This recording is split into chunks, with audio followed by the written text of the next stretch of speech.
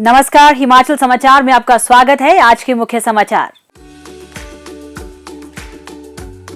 हिमाचल में रोपवे परियोजनाएं बदलेंगी पर्यटन की तस्वीर। बागवानों की आर्थिकी को सुदृढ़ करने में कारगर साबित होगा क्लस्टर विकास कार्यक्रम।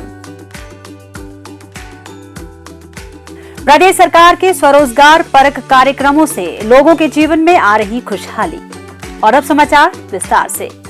हिमाचल को समृद्धि और खुशहाली के पथ पर अग्रसर करने के लिए सुख की सरकार कई नीतिगत फैसले ले रही है। हरित ऊर्जा राज्य की परिकल्पना को साकार करने और प्रदेशवासियों की सुख सुविधाओं के लिए हर क्षेत्र में नवीन प्रयास किए जा रहे हैं। लोगों और पर्यटकों की सुविधा के लिए पर्यावरण हितैषी हरित परिवहन सेवाओं को राज्य में प्रोत्साहन प्रदान किया जा रहा है। प्रदेश में परिवहन के इस सुरक्षित, अभिनव और किफायती साधन का उपयोग कर पर्यटन स्थलों से वाहनों की भीड़ को भी मुक्त किया जाएगा।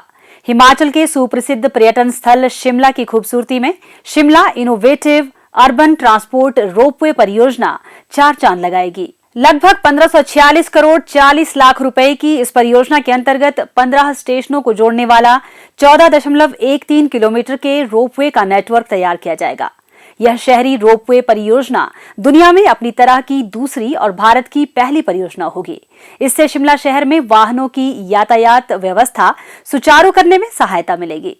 Ropeway and rapid transport system development corporation के माध्यम से इसका संचालन किया जाएगा। इसका ड्रोन सर्वेक्षण पूरा हो चुका है। जियोटेक परीक्षण और ESIA अध्ययन प्रक्रिया अभी जारी है। प्रदेश सरकार धर्मशाला और मनाली जैसे प्रसिद्ध पर्यटन गंतव्य स्थलों में इस तरह की शहरी रोपवे परियोजनाओं को विकसित करने की योजना बना रही है। इसके साथ माता चिंतपूर्णी मंदिर और बाबा बालकनाथ जी जैसे सुप्रसिद्ध धार्मिक स्थलों के लिए रोपवे विकसित करने की संभावनाएं भी तलाशी जा रही है। प्रदेश के पर्यावरण के अनुकूल, स्वच्छ और हरित परिवहन के लिए बड़े पैमाने पर विभिन्न योजनाओं पर कार्य किया जा रहा है। इससे शहरों में वाहनों की भीड़ कम करने तथा नए क्षेत्रों से बेहतर कनेक्टिविटी से पर्यटन क्षमता को विकसित करने में सहायता मिलेगी। बागवानी क्षेत्र राज्य के किसानों, बागवानों की आर्थिकी सुदृढ़ करने में महत्वपूर्ण भूमिका निभाता है और यह हिमाचल जैसे पहाड़ी क्षेत्र में आजीविका का प्रमुख स्रोत है।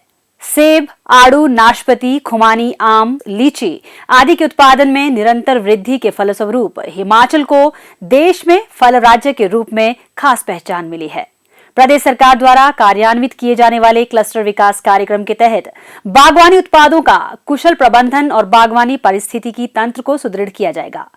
क्लस्टर विकास कार्यक्रम के तहत विशिष्ट ब्रांड बनाए जाएंगे। इन्हें राष्ट्रीय और वैश्विक मूल्य श्रृंखलाओं में एकीकृत किया जाएगा, जिससे किसानों को उत्पादों के बेहतर मूल्य प्राप्त होंगे। बागवानी फसलों में क्लस्टर आधारित दृष्टिकोण से उत्पादन, कटाई के उपरांत प्रबंधन, विपणन और ब्रांडिंग की सुविधा मिलेगी। प्रदेश सरकार राज्य में इस कार्यक्रम को सफलतापूर्वक लागू करने पर विचार कर रही है, ताकि फल उत्पादन में सुधार हो और क्लस्टर विशिष्ट ब्रांड बनने से क्लस्टर फसलों की प्रतिस्पर्धात्मकता भी बढ़ाई जा सके। इससे बागवानी क्षेत्र में निवेश आकर्षित करने में मदद मिलेगी, जिससे ग्रामीण क्षेत्रों में आर्थिक गतिविधियों को बढ़ावा मिलेगा। क्लस्टर विकास कार्यक्रम के तहत क्लस्टर विकास एजेंसी बागवानों की समस्याओं का निवारण करेगी। हिमाचल प्रदेश राज्य कृषि विपणन बोर्ड को इस कार्यक्रम के विभिन्न पहलुओं का अध्ययन करने के लिए क्लस्टर विकास एजेंसी के रूप में नियुक्त किया गया है। प्रदेश में इस कार्यक्रम के कार्यान्वयन के लिए राज्य बागवानी विभाग को नोडल एजेंसी नियुक्त किया गया है, जो राष्ट्रीय बागवानी बोर्ड के साथ समन्वय करेगा। हिमाचल प्रदेश बागवानी उत्पादन विपणन और प्रसंस्करण निगम कार्यक्रम के लिए कार्यान्वयन एजेंसी के रूप में काम करेगी। यह कार्यक्रम निश्चित रूप से किसानों की अर्थव्यवस्था सुदृढ़ करने व बागवानी परिदृश्य में सुखद बदलाव लाने में सहायक सिद्ध होगा। हिमाचल के मेहनतकश किसान और बागवान किसी भी परिस्थिति का सामना कर इसे अवसर में बदलने के लिए तैयार रहते हैं। प्रदेश के मेहनती लोगों को राज्य सरकार की कल्याणकारी योजनाओं का साथ मिल रहा है, जिससे वे हर क्षेत्र में सफलता के नए आयाम स्थापित कर रहे हैं। जिला हमीरपुर के नादौन उपमंडल के गांव ग्वालपत्थर के श्री गोपाल चंद कपूर का परिवार मधुमक्खी पालन से अच्छी आय अर्जित कर रहा है। श्री गोपाल चंद कपूर का परिवार मधुमक्खी पालन को एक व्यवसाय के रूप में अपनाकर न केवल घर में ही अच्छी आय अर्जित कर रहा है, बल्कि अन्य लोगों को भी रोजगार की राह अपनाने के लिए प्रेरित एवं प्रशिक्षित कर रहा है। लगभग 85 वर्ष की उम्र में भी चुस्त दुरुस्त और पूरी तरह से मधुमक्खी पालन के लिए समर्पित गोपाल चंद कपूर आज के दौर में स्वरोजगार की संभावनाएं तलाश रहे ग्रामीण युवाओं के लिए एक प्रेरणा स्रोत बने हैं।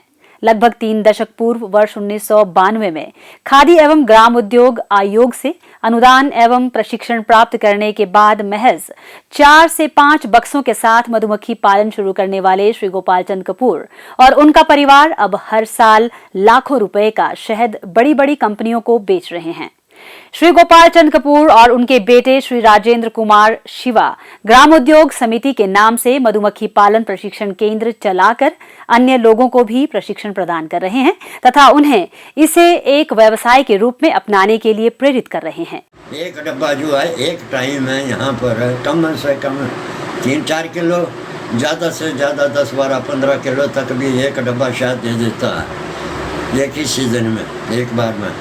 और यहाँ हिमाचल के अंदर जो शहद तैयार होता है ये आल वर्ल्ड में मशहूर है, क्योंकि ये है मल्टी नाना प्रकार के जंगली फूलों से मक्खी द्वारा शहद कतर किया गया। और बहुत सारे लड़के मेरे पास ही ट्रेनिंग करके गए जिन्होंने उद्योग चलाया और इस वक्त खुशहाल हैं, ऐसी बात नहीं है। तो ये जितने भी बच्चे बेरोज़गार हैं, शहद जो है ये चाहे जितना भी इकट्ठा हो जाए, इसकी मार्केट कंपनियों वाले ख़रीद रहे हैं, हज़ार टीन एक कंपनी खरीदती है।